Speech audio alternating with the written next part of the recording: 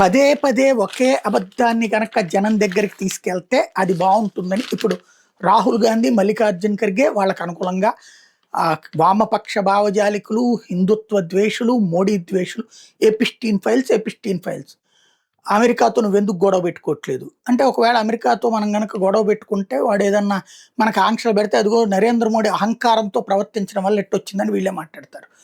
నరేంద్ర మోడీ ఇప్పుడు ఏం చేయాలి? అరే ట్రంప్ ఇటు రారా చూసుకుందాం, నా కొడక అని చెప్పి వాడిని తిట్టాలా? లేకపోతే లం కొడక రారా చూసుకుందాం అని తిట్టాలా?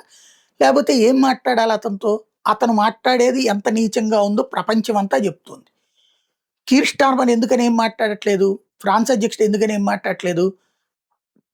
రాజకీయ పరమైన పదజాలం వాడుతున్నారు. విదేశాంగ భావజాల పదజాలం వాడుతున్నాం. మనం దౌత్య పదజాలం వాడుతున్నాం. వాడేమో మూర్ఖుల్లాగా మాట్లాడుతున్నాడు. పిచ్చోడి చేతిలో రాయ, వాడి చేతిలో పవర్. వాడిని మనం కవ్వించడం, మాటల ద్వారా కవ్విస్తే ఏమైనా ఉరుగుతుందా? అది వాడేదో పీకుతానంటే రష్యా దగ్గర నుంచి మనం ఆయిల్ కొనడం ఏమైనా మానేసామా?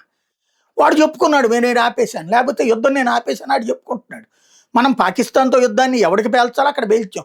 ఇంకేం చేయాలి? రోజు పాకిస్తాన్తో కూర్చుని ఇప్పుడు గల్ఫ్ దేశాలకి ఎన్నో ఇజ్రాయెల్ కొట్టుకుంటున్నట్టు, ఇరాన్ ఉక్రెయిన్ కొట్టుకుంటుంటే ఇప్పుడు 4 రోజులకే ధర పెరుగుతుంది అనగానే మనం అబ్బో ఇంకేముంది, అయిపోతుంది నాశనం అనేసి ప్రచారం చేస్తున్నాం. అప్పుడు ఏం చేసేవాళ్ళం?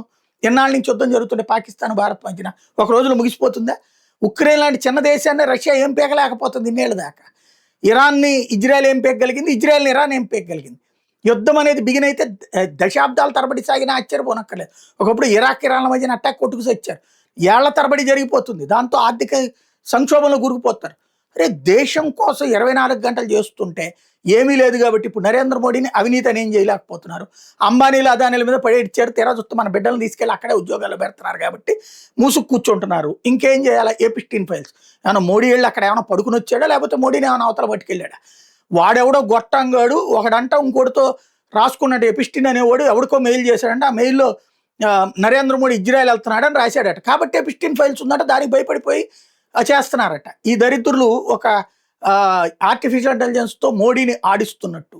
మరి మనం అన్నం తింటున్నామో, గడ్డి తింటున్నామో, లేకపోతే మన అశుద్ధం మనమే తింటున్నామో అర్థం కానంత నీచంగా తయారవుతున్నాం అనమాట.